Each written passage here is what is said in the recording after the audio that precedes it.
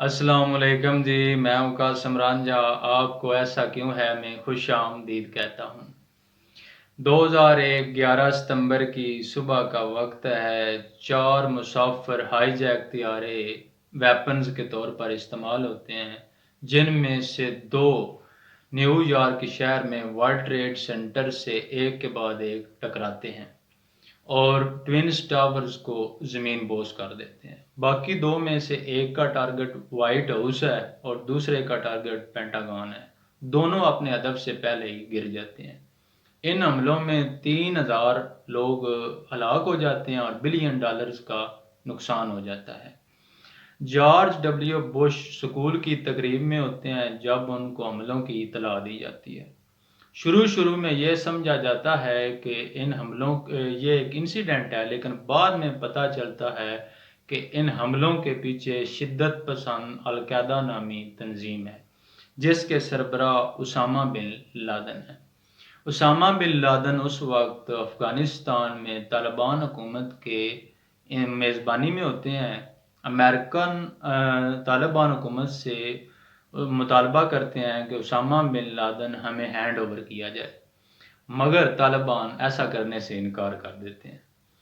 Taliban 2 options American کو دیتے ہیں۔ نمبر 1 کہ اگر اسامہ بن لادن حملوں میں ملوث ہیں تو ان کے خلاف ہم کھلی عدالت میں کیس چلائیں گے۔ نمبر 2 اگر امریکن کو کوئی اعتراض ہے تو کسی تیسرے غیر جانبدار ملک میں کیس چلایا جا سکتا ہے۔ جارج ڈبلیو بش طیش میں آ جاتے ہیں کہ جناب ہمارے ہی بنائے ہماری ہی ایڈز پہ چلنے والے ہمیں ہی آکڑ رہے ہیں، اور بش ڈاکٹرائن کا آغاز ہو جاتا ہے کہ جناب یہ ممالک ان سیولائزڈ ہو گئے ہیں، ان کو سیولائز کیا جائے، اور نیشن بلڈنگ کے نام سے وار اینڈ ٹیرر کا آغاز ہو جاتا ہے۔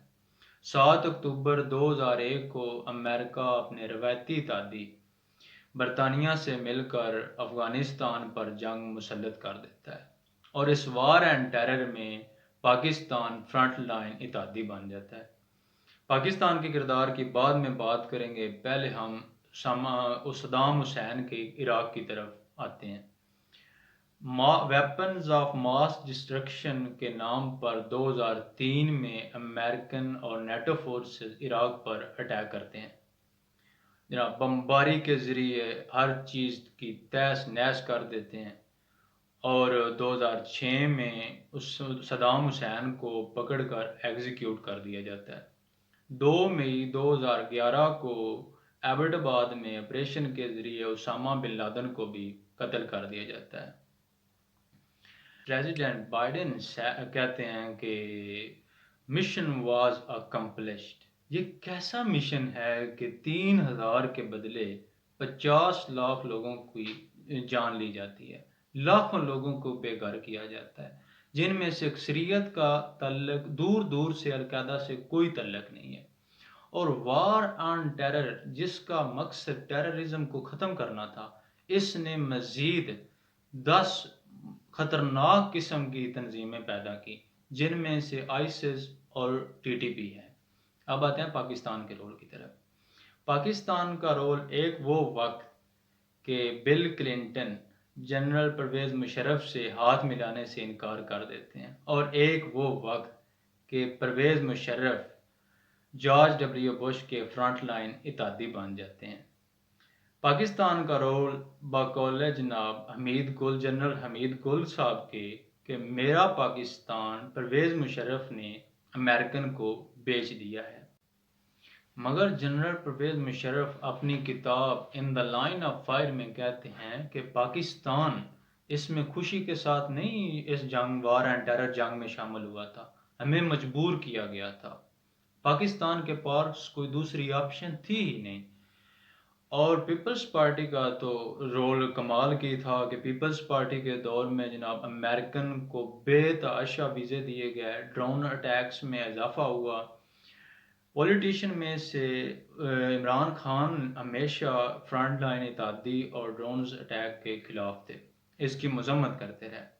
عمران خان کہا کرتے تھے war on terror has become war of terror, یہ جو آج کل پاکستانی قوم کو ایک مذہبی قوم بنانے کی کوشش کی جا رہی ہے، اس وقت اس قوم کو سیکولر قوم بنایا جا رہا تھا۔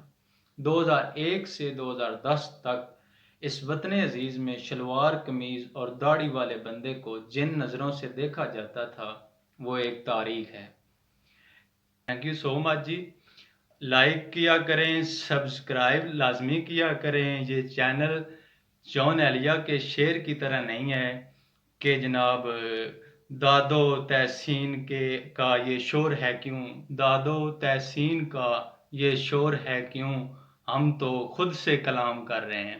وہ جون ایلیا جی تھے جو خود سے کلام کرتے تھے، ہم آپ سے کلام کر رہے ہیں، اور اس کو سبسکرائب کیا کریں۔ Thank you.